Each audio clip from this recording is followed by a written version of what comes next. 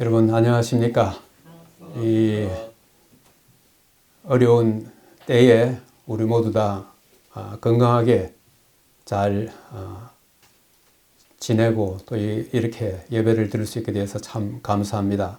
하나님께서 우리나라를 긍휼히 여기셔서 이 질병으로부터 하루속히 해방될 수 있기를 간절히 기원합니다.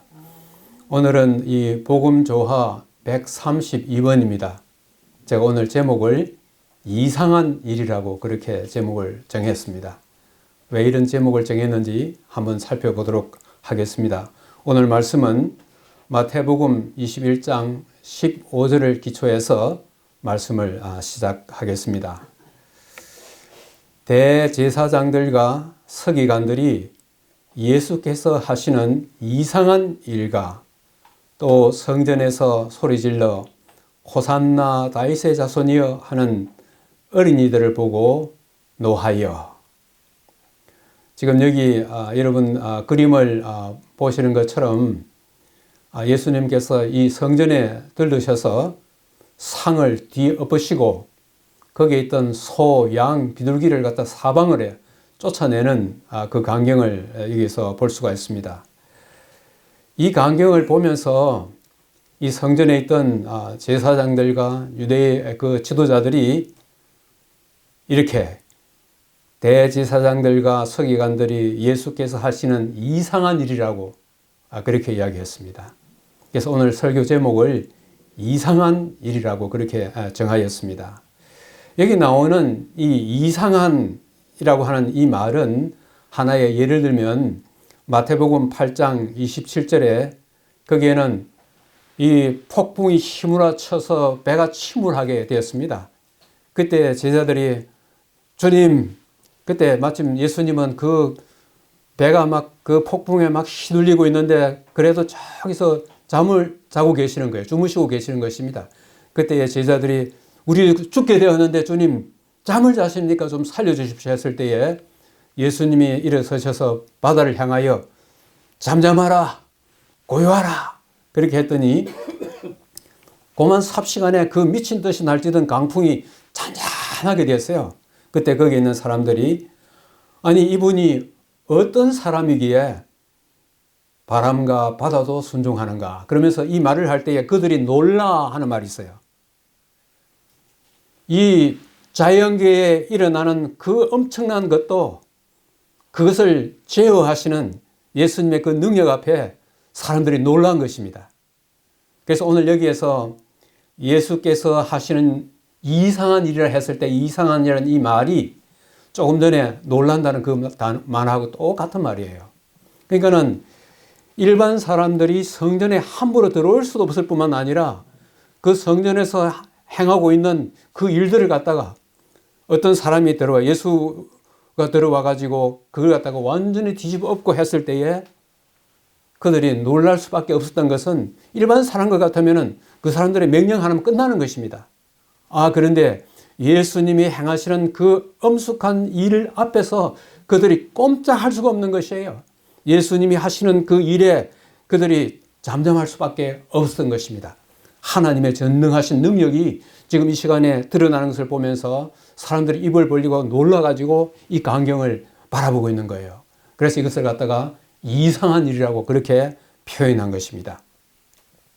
그 다음에 여기에서 이 성전에 이게 보시면 이상한 일이 이거예요.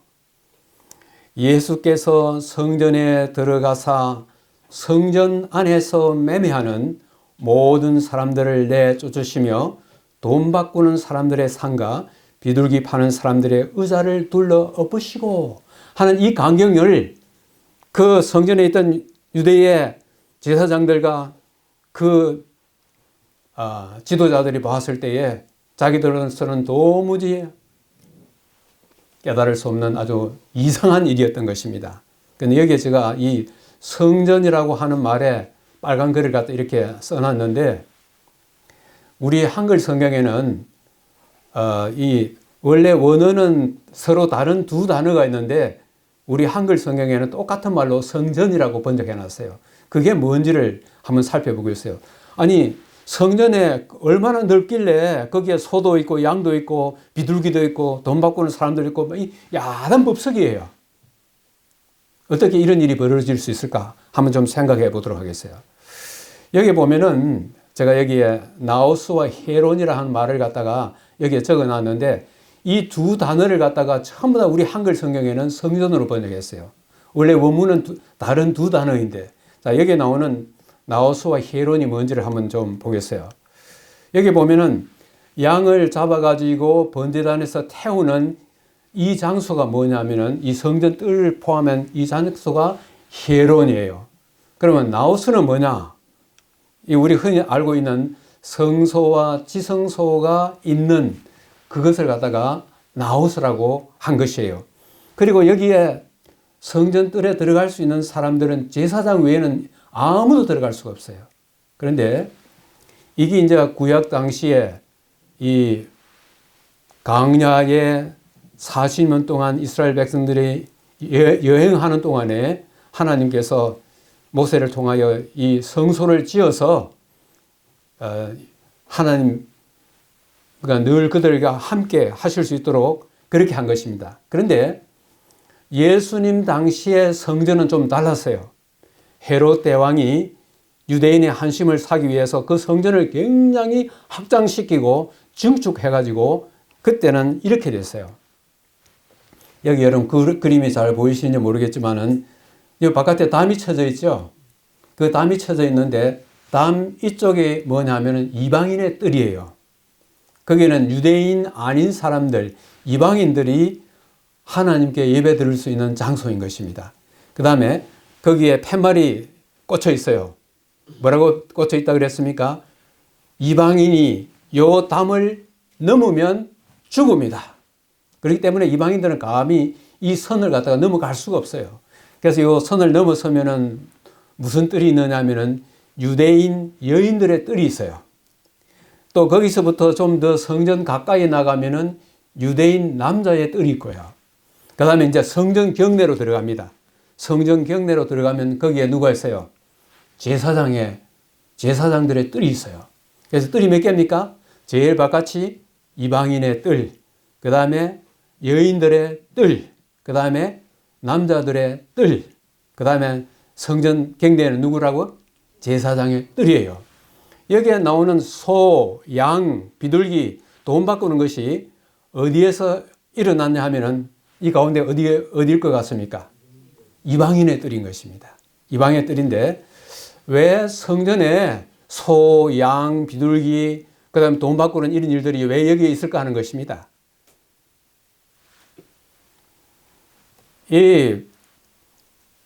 그들이 명절에 성전에 올 때에 그들의 죄를 갖다가 속죄받기 위해서 희생 제물을 갖다가 동물을 갖다 이제 드리는 것이에요. 그런데 저 갈릴리 북쪽에 있는 사람들이 그 먼 거리를 소를 몰고 오겠습니까? 양을 몰고 오겠습니까? 또 이 명절 때는 이 이스라엘 밖 나라의 사방에 흩어져 있던 나라 이런 백성들 유대인들이 그렇지 않았습니까? 그래가지고 명절 때 되면 고국으로 방문하는 것입니다. 그들이 고국 방문할 때 어디에 이 짐승들을 갖다가 가지고 올 수 있습니까? 그래서 돈을 가지고 와가지고 이 이방인의 뜰에 있는 여기에 소, 양, 그 다음에 비둘기 이런 것들을 갖다가 그들이 사가지고 제물을 갖다가 드린 것입니다. 그래서 여기에 이 가축들이 이렇게 많이 있는 거예요. 그 다음에 돈 바꾸는 상은 뭐냐? 돈 바꾸는 상은 우리 출애굽기 30장 12절부터 13절 거기에 가면은 뭐가 있느냐면은 하나님의 백성들을 하나님께서 그들의 생명을 속할 수 있는 생명의 속전을 내라 그랬어요. 그래서 그게 나중에는 뭐로 이제 바뀌냐면은 성전세입니다. 그래서 성전세 반세겔, 베드로가 나가서 유대 이 지도자들하고 이야기할 때 왜 너 선생님은 왜 성전세 안 내느냐? 그러니까 이제 베드로가 와가지고 성전세 안 난다고 이렇게 합니다 했더니 베드로야 너 지금 받아가서 그물을 던져라. 아니 그 낚시를 던져라. 낚시 던지면 고기 한 마리 올라올 텐데 그 입을 갖다가 탁 열면 몇 세겔? 한 세겔이 나올 테니까 네하고 나하고 그 성전세 내고 와라. 이렇게 나오고 있어요. 그래서 이 성전세를 내기 위해서는 성전에서만 사용하는 동전으로 바꿔야 돼요. 그러니까 이 유대 나라에 있는 백성들이나 저 외국에서 온 사람들이 이 성전세를 내려 그러면은 이 성전에서만 사용하는 그 화폐로 바꿔야 되니까 요즘 말로 하면 무엇입니까? 환전이에요. 그러면은 이 100원짜리를 가지고 150원 받으면 50원 이익이 나잖아요. 그렇기 때문에 이 성전에 이 돈이 어마어마하게 들어온 것입니다. 원래 하나님께서 이 성전은 하나님께 예배 드리도록 그렇게 만들어 놨는데 이 유대의 종교 지도자들이 대제사장들과 서기관들과 바리새인들, 특별히 대제사장들입니다. 이 성전을 책임지고 있는 사람들은 대제사장들이에요. 여기에 왜 대제사장은 한 사람밖에 없는데 왜 대제사장들이라고 이렇게 했는가? 그 당시에는 이 성직이 매매되고 있었어요. 그래서 어떤 사람이 대제사장이 있다가 누가 또 돈이 많이 있는 사람이 탁 갖다 주면은 이 제사장이 또 바뀌고 그래가지고 제사장들이 많았어요. 그래서 대제사장들가란 말이 그래 나온 것입니다. 그래서 이 성전에서 거룩한 이 성전이 완전히 이 장사하는 장소가 돼가지고 돈 버는 장소가 된 거예요. 이렇게 이야기하고 있어요. 우리 시대의 소망에 성전의 성직자들이 사고 파는 일들을 하고 있었습니다. 하나님의 어린 양을 가리키는 바로 그 상징물들, 소, 양 이런 것들을 그들의 돈벌이 방편으로 삼은 것입니다. 그러므로 예수님께서 이 성전을 방문했을 때에 예배 드리는 그 엄숙한 장소가 아니라 완전히 돗대기 시장처럼 완전히 막 하나님께 예배 드리는 일은 둘째치고 돈 버는 데만 이렇게 해란이 되어 있는 것이 바로 이것이었습니다. 그런데 우리가 성경을 읽어보면은 예수님께서 성전을 정결케 하는 일이 두 번 나와요. 한 번은 지금 요한복음 지금 2장 아닙니까? 한 번은 예수님이 봉사를 시작하는 그 초기에 있었고 또 한 번 오늘 우리가 읽은 마태복음 21장에 나오는 요거입니다. 이거는 예수님이 그 이제 봉사를 거의 마쳐가는 이제 며칠 있으면은 십자가에 달려 돌아가실 그 바로 즈음에 예수님께서 다시 성전을 정결하게 하는 이 일을 갖다가 하게 되신 것이에요. 그래서 아까 읽은 말씀처럼 대제사장들과 서기관들이 예수께서 하시는 이상한 일과 또 성전에서 소리질러 호산나 다윗의 자손이여 하는 어린이들을 보고 노하였다 이렇게 이야기하고 있습니다. 자, 여기에서 이상한 일이 뭐라 그랬어요? 예수님께서 완전히 장바닥이 된 이 성전에서부터 이것을 갖다 몰아내는 그것을 갖다가 이상한 일이라 그렇게 했습니다. 또 성전은 어디라 그랬어요? 무슨 뜰? 이방인의 뜰에서 이 일이 일어난 것입니다. 자, 여기에 시대의 소망 이런 말씀이 있어요. 그리스도께서는 그분의 봉사 시작 때에 성전을 정결케 하는 일을 하셨다. 그게 요한복음 2장에 나오는 것으로서 1차 성전 정결인 것입니다. 그 다음에 그분의 사명이 끝나가는 시점에서 성전을 다시 정결케 했다. 그게 마태복음 21장 오늘의 읽은 말씀인데 그게 2차 성전 정결인 것이에요. 그래서 성전 정결이 몇 번 있었어요?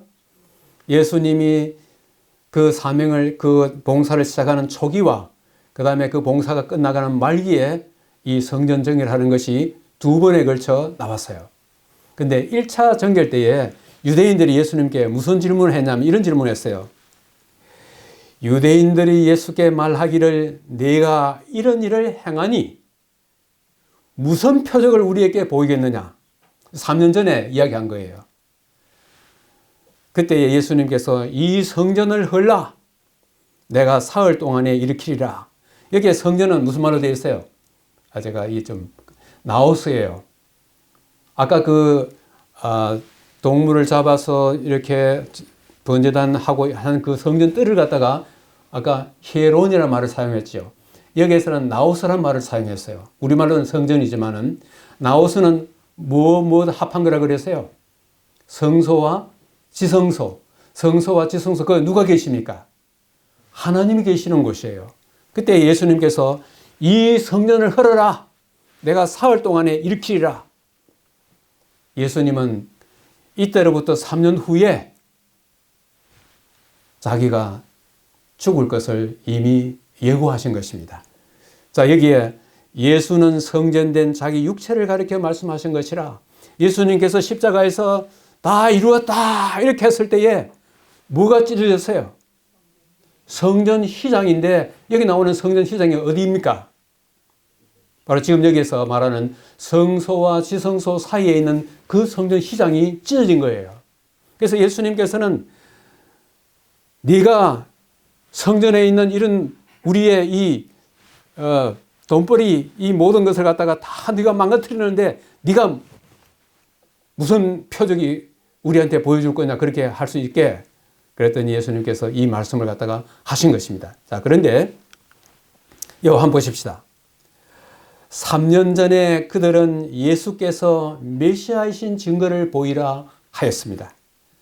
예수께서는 병자들을 고치셨고 수천 명을 먹이셨고 물 위를 걸으셨고 강풍을 잠잠하게 하셨고 귀신을 쫓아내셨고 죽은 자들을 살리셨습니다. 지금까지 역사가 있어온 이래로 어떤 사람이 문둥병을 고치는 것을 봤습니까? 떡 몇 조각 해가지고 수천 명을 먹이는 걸 봤습니까? 그 다음에 물 위를 걸어가는 걸 봤습니까? 이 미친 듯이 날 때는 이 강풍을 잠잠하게 하신 걸 봤습니까? 귀신을 쫓아내는 걸 봤습니까? 심지어는 죽은 사람들을 살리는 이런 일을 행하는 분을 갖다가 봤는가 하는 것입니다. 예수님께서 이 일들을 갖다가 3년 동안에 유대인들에게 충분히 보여줬지만은 유대인들은 그것을 받아들일 마음이 전혀 없는 것입니다. 그래서 마지막 남은 표적이 뭐냐? 이 성전을 헐어라.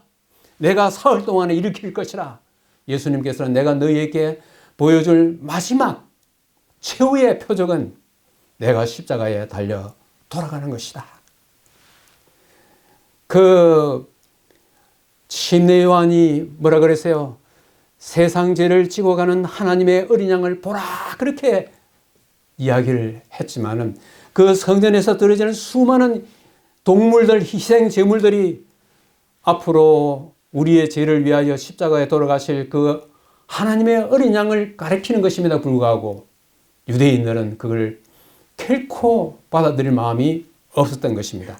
그랬더니 이제 3년이 지나가지고 그렇게 하고 나니까, 표적을 이제 다 보여주고 나니까 그 다음에는 뭐라고 하냐면, 그렇다면 네가 무슨 건세로 이런 일을 하는지 한번 보이라고 하는 것입니다.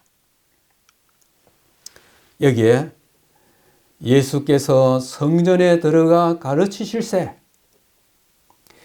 여기에 나오는 성전은 이 뜰입니다. 그렇죠?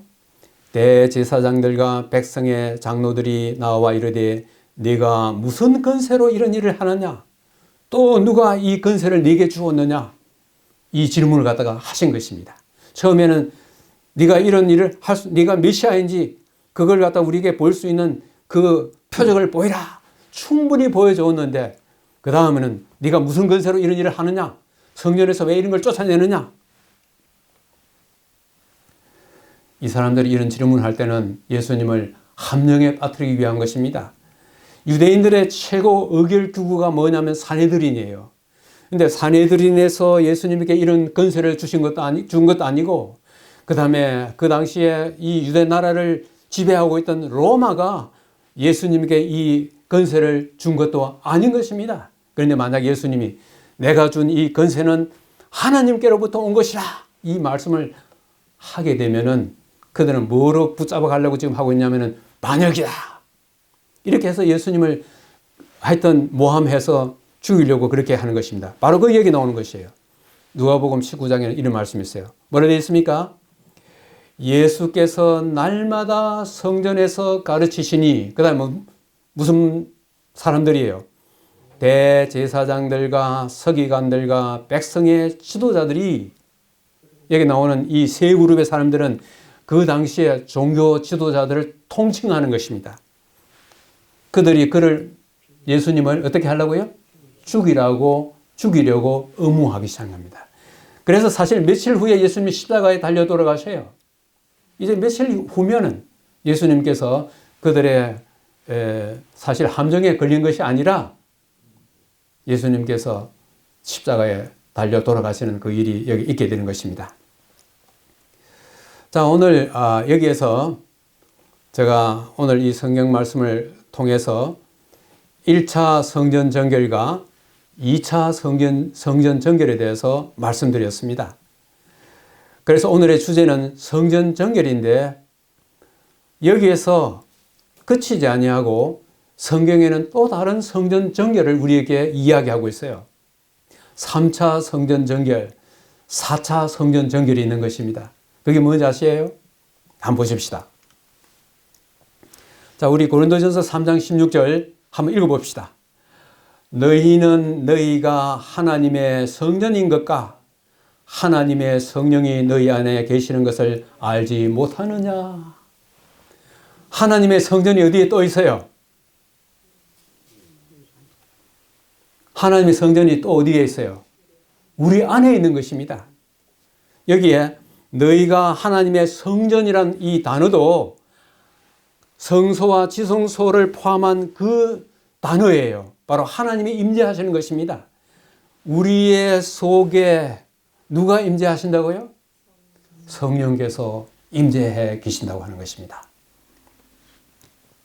저는 요즘 우리들 주변에서 일어나고 있는 이 신종 코로나 바이러스 이런 것을 볼 때에 이런 질병으로부터 언제 우리가 감염될지 도무지 알지 못하는데 이런 질병이 앞으로 계속적으로 일어날 건데 이 질병으로부터 우리를 지켜주는 가장 강력한 약이 뭔지 아세요? 그 힘이 뭔지 아십니까? 그 약은 우리 몸이 가지고 있어요. 그걸 흔히 우리는 면역력이라 그래요. 우리 몸 자체가 가지고 있어요. 어떤 병균이 우리 몸 속에 들어오면은 붉은 핏돌, 흰 핏돌 하는 얘기죠. 흰 핏돌 같은 이 우리 몸에 그 면역력이 이 병균을 갖다 감싸가지고 죽이고 못 들어오게 하는 것입니다. 그런데 우리의 면역력을 높이는 하나의 비결이 뭐냐면은 하나님의 성령의 전인 우리 몸을 갖다가 아주 건강하고 튼튼하게 그 면역력을 지키는 것이 뭐냐면은 하나님의 말씀을 순종하여 건강 법칙을 철저하게 지키는 것입니다. 아멘. 이제는 우리가 요즘에 대부분 다 우리가 성경에서 말하는 건강 법칙을 우리가 잘 지키고 있지만은 요즘에는 좀 막 빗나가는 것을 볼 수 있어요. 이제는 진짜 표가 나는 것입니다. 하나님의 백성이 철저하게 건강 법칙을 지켰을 때 우리의 면역력이 최고조로 달아가지고 이런 질병이 많은 사람들에게 올 때에 그것을 방어할 수 있는 굉장한 능력이 평소에 하나님의 말씀 순종해서 잘 건강법칙 지킨 사람들에게 이것이 오는 것입니다. 앞으로 약이 뭐 이런 병이 왔을 때 이런 약 저런 약이 하지만 그 다음에 계속적으로 나오기 때문에 오늘 여기에서 우리의 성령의 전이 되신 하나님의 성령의 전인 우리의 몸을 갖다가 잘 지키는 하나의 방법은 바로 하나님의 말씀에 순종하는 것입니다. 저는 또 뭘 말씀드리고 싶으냐면은 우리가 하나님의 성전에서 하나님의 말씀을 들을 때는 우리가 그 말씀에 이제 주의를 집중하고 있는데 저 문을 나서면은 그건 어디로 가버려요? 온데간데 없어져 버리고 또 우리는 세상에 이 잡다한 생각들로 우리의 마음을 가득 차게 되는 것입니다. 마치 소, 양, 비둘기 돈 받고는 이 쨍가랑 하는 소리가 우리 마음의 성전에 가득 와 있을 수 있어요.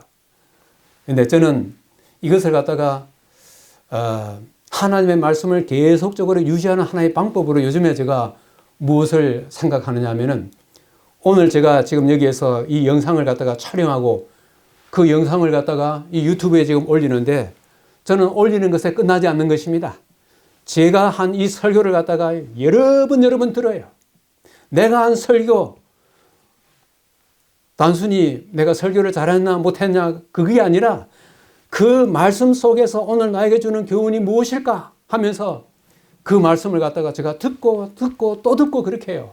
그러면서 그 말씀 자체가 하나님의 성령이 거하는 내 마음의 성전에 거룩하게 되고 하나님의 뜻대로 살아가는 그 일을 위해서 저는 그렇게 하고 있습니다. 우리들도 요즘에는 폰이 있으면은 그 폰을 가지고 사실 이 교회에서 하는 이 설교는 그 시간 집중하기가 사실 쉽지 않아요. 그런데 집에 가서 그날 설교한 것을 동영상으로 한번 조용하게 들으면 오히려 거기서 은혜 받을 때가 많아요. 그렇게 한번 해보시기 바랍니다. 자, 제3차 성전은 우리에게 있어요. 하나님이 성령이 거하시는 우리의 몸의 성전, 우리의 마음의 성전이 제3차 성전이고, 그 성전에 온갖 잡다한 생각들이 가득 있을 때에 그것을 갖다가 다 내쫓을 수 있는 분이 누구예요? 예수님이에요. 예루살렘 성전에서 그 잡다한 것, 마치 돗대기 시장처럼 아주 거룩한 장소가 난장판이 된 그곳을 깨끗하게 치워주시는 분이 예수님이신 것처럼 우리의 마음의 성전에 이 세상의 온갖 염려와 온갖 것들로 가득 차 있는 우리의 마음의 성전을 치워주실 수 있는 그 이상한 일을 하실 수 있는 분 누구십니까? 예수님이에요. 예수님이 우리 마음에 와 계시면, 우리가 예수님을 우리의 마음속에 모시면 모실수록 우리의 마음의 성전은 더욱더 거룩해지고 하나님의 형상으로 우리가 닮아갈 것입니다. 자, 마지막으로 성전 하나 더 있어요.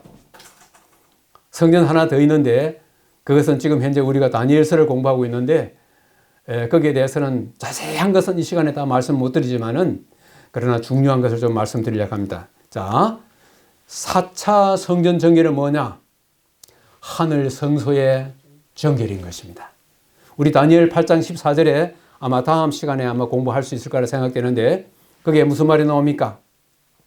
그가 내게 이르되 2300주야까지니 그때의 성소가 정결하게 되리라. 그때의 성소가 정결하게 되리라. 여기 나오는 성소는 어디 있는 성소예요? 하늘에 있는 성소예요. 성소가 정결하게 된다는 것이 도대체 무슨 뜻일까? 2300주야가 갖는 그 역사적 의미는 무엇일까 하는 것입니다. 제가 여기서는 자세히 설명할 수 없고 간단하게 좀 말씀을 드리겠어요. 2300주야는 성경상 하루가 1년이기 때문에 2300년입니다. 그런데 그 시발점, 그 출발점을 다니엘 9장에서 우리가 찾을 수 있어요. 그 9장 24절 25절에 네 백성과 네 거룩한 성을 위하여 이런 이래를 기한으로 정하였나니 허물이 그치며 예루살렘을 중건하라는 영이 날 때부터 기름 부음을 받은 자가 일어날 때까지 7이레와 62이레가 지날 것이요. 이게 자세한 건 제가 말씀드릴 수 없고, 여기에 기한으로 정했다 하는 말은 뭐냐면은 긴 연대에서 잘라냈다 하는 뜻이에요. 그렇기 때문에 여기에 그 기름 부음을 받은 자라고 하는 말은 원래의 그 뜻이 뭐냐면 메시아예요. 메시아의 뜻이 뭐냐면 기름 부음을 받은 자입니다. 그래서 기름 부음을 받은 자, 메시아가 일어날 때까지 요 출발점에서 요만큼의 시간이 지나면은 그 메시아가 출현한다 한 그런 것입니다. 그래서 예루살렘을 중건하라는 이 영은 역사적으로 기원전 457년이라고 하는 것은 잘 알려져 있는 것입니다. 이때부터 출발해가지고 요 시간이 되면은 기름 부음을 받은 자가 등장할 것을 이야기하고 있어요. 이것은 기원 AD 27년에 예수님께서 뭐 받으시는 거예요? 침례 받으시는 해입니다. 예수님이 이 땅에 오셨지만은 30년 동안 어디 가 계셨어요? 저 갈릴리 북쪽에 있는 나사렛에서 이름도 없이 성도 없이 목수관에서 일하는 하나의 목수였어요. 그런데 예수님이 하나님의 아들로서 메시아로서 모든 사람 앞에 공개된 것이 언제입니까? 예수님이 침례 받으신 그때예요. 그때 요한이 뭐라 그랬어요? 보라, 세상 죄를 지고 가는 하나님의 어린 양이로다. 구약의 그 근 4000년 동안 그 긴 시간 동안에 성전에서 수없이 들어졌던 그 양과 소와 이 모든 것들의 실체가 되는 하나님의 어린 양을 보라고 그렇게 한 것입니다. 그래서 마침내 사람들의 시선이 그 나사렛 예수가 하나님의 아들로서 이 땅에 오신 메시아인 것을 만천하에 알려지고 공개된 것입니다. 바로 사도행전 10장 38절에는 이런 말씀이 있어요. 사도행전 10장 38절에 하나님께서 나사렛 예수에게 능력과 하나가 더 있는데 하나님께서 나사렛 예수에게 성령과 능력을 기름 붓듯 하였다 그렇게 했어요. 하나님께서 나사렛 예수에게 성령과 능력을 기름 붓듯 하였다. 이때 기름 부음을 받은 자가 일어날 거라 그랬잖아요. 그때부터 3년 반 지나면, 그러니까 AD 31년입니다. 이 메시아가 십자가에 달려 돌아가실 것까지 이 다니엘서에 자세하게 예언되어 있어요. 그래서 여기에 있는 이 말씀을 제가 자세히 말씀 못 드리고, 메시아가 기원 AD 27년에 출현하고 그 다음에 AD 31년에 메시아가 십자가에 돌아가실 것까지 자세하게 수백 년 전에 이미 벌써 예고된 것입니다.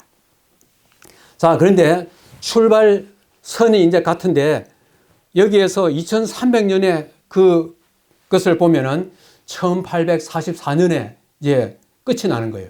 1844년. 그런데 여기 이때에 이 다니엘 8장 14절을 갖다가 누가 연구했어요? 윌리엄 밀러라고 하는 이 침례교의 이 성경학자가 다니엘 8장 14절을 연구하면서 2300주야의 끝이 1844년에 오고 그때에 예수님이 이 세상에 오시고 이 땅의 종말을 구한다고 그렇게 생각하고 있었습니다. 그런데 그 당시는 성소의 정결을 이 세상이라 생각했어요. 그래서 이 세상의 종말이 그때 오고 예수님이 오실 거라 생각했는데 실질적으로 지상에 있던 성소는 언제 이미 없어졌어요. 예수님 십자가에 돌아가셨을 때 성소 휘장이 찢어지면서 이미 끝났고 실질적으로는 AD 70년 로마가 와가지고 그 성전을 완전히 파괴해 버렸어요. 이 지상에 있는 성소는 완전히 없습니다. 그러면 다니엘 8장 14절에 성소가 정결하게 되리라 하는 그것은 어디 성소입니까? 하늘에 있는 성소예요. 그래서 윌리엄 밀러의 이 재림운동이 시작돼 가지고 그것을 계기로 해서 하늘에 성소가 있다는 것을 비로소 깨닫게 되고, 좀 더 제가 말씀드리겠습니다. 그런데 하늘에서 일어나는 이 중요한 사건을 이 땅에 있는 우리들이 어떻게 아느냐 이거예요. 우리가 거기 가볼 수도 없습니다.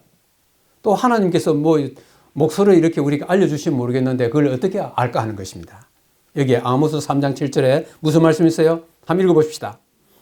주 여호와께서는 자기의 비밀을 그 종 선지자들에게 보이지 아니하시고는 결코 행하심이 없다고 하는 것입니다.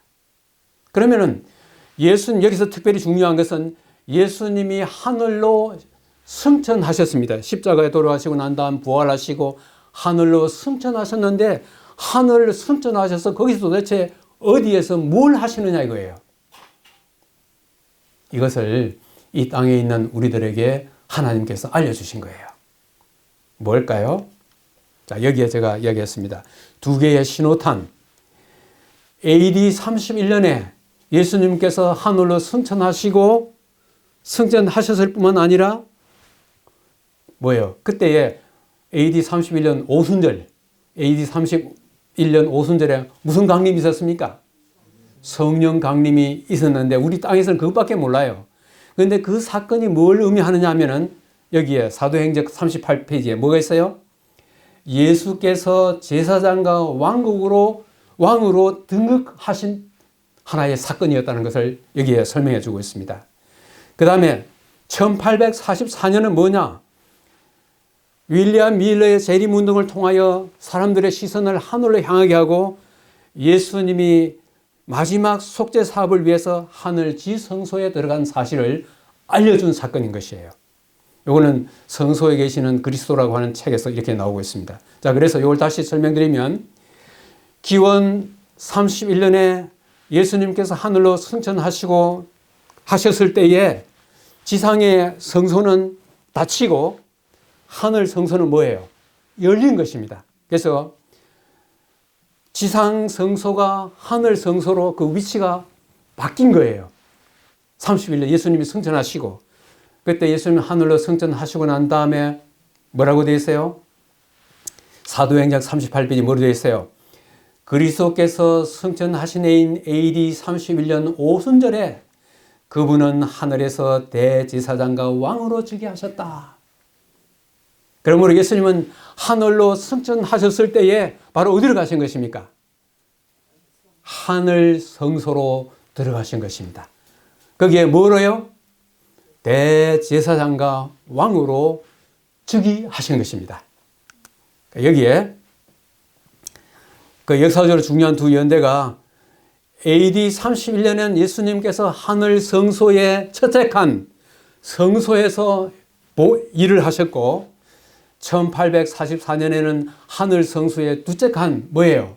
지성소로 들어간 그 사실을 하나는 오순절에 내린 성령 강림을 통해서 다른 하나는 윌리엄 밀러의 재림운동을 통해서 이 땅에 사는 우리들에게 하늘에서 일어나는 그 중요한 사건을 알려준 것입니다.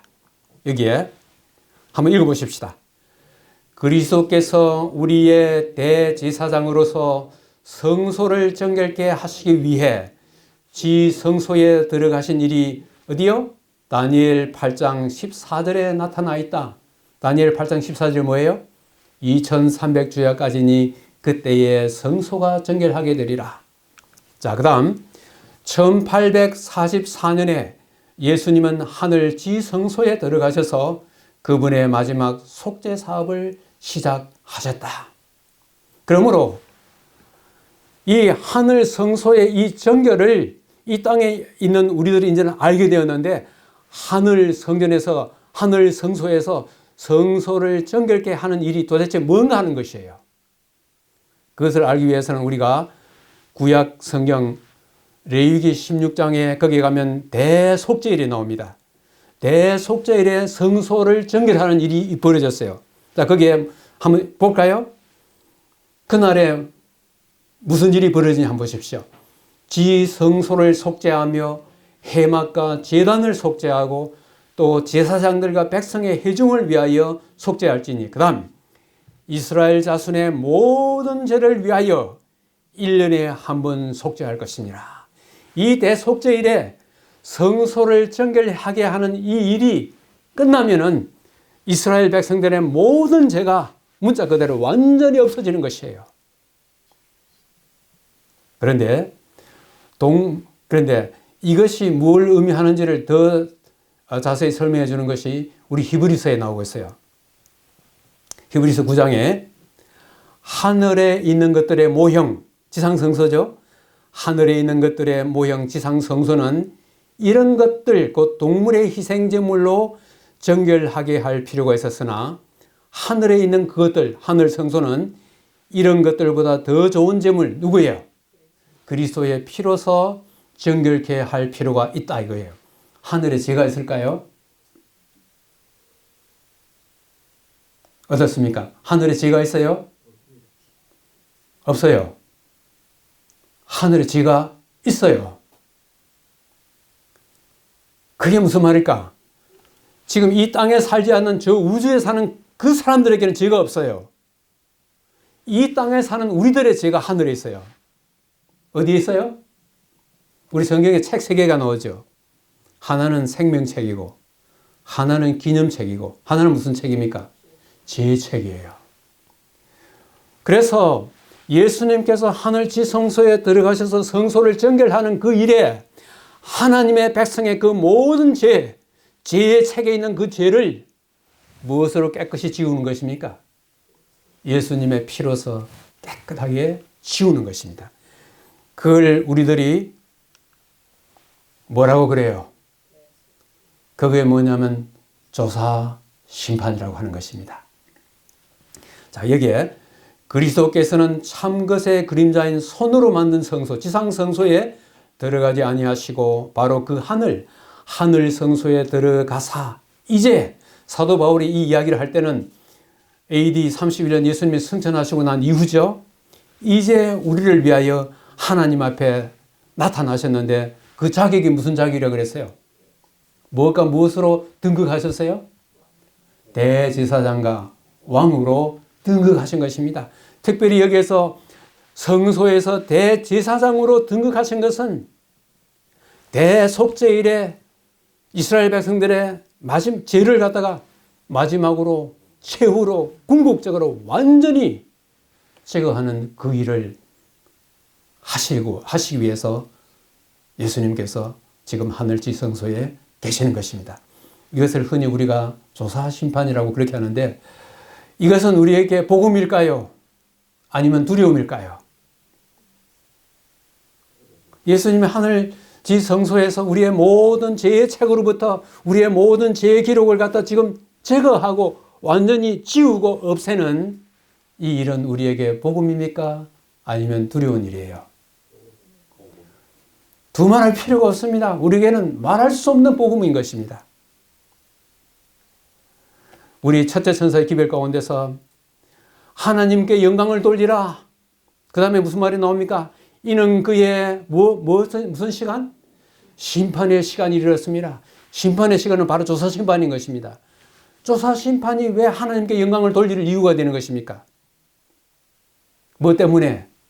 우리의 죄가 죄의 책으로부터 완전히 제거되는 그 일을 지금 예수님께서 하고 계시기 때문에 우리가 하나님께 영광 돌릴 이유가 됩니까? 하나님께 충분한 이유가 되고 하나님께 영광을 돌릴 이유가 되고 우리가 하나님께 찬양을 돌릴 이유가 되고 우리가 기뻐하고 감사할 이유가 되는 것입니다.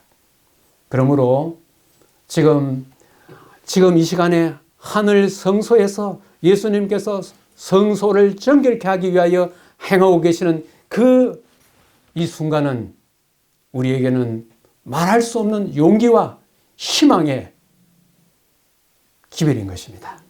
그래서 우리가 이 땅에 사는 동안에 때때로는 낙심되고 좀 힘들고 그럴 때에 우리의 눈을 어디로 돌려야 되겠어요? 하늘 성소에서 우리를 위해서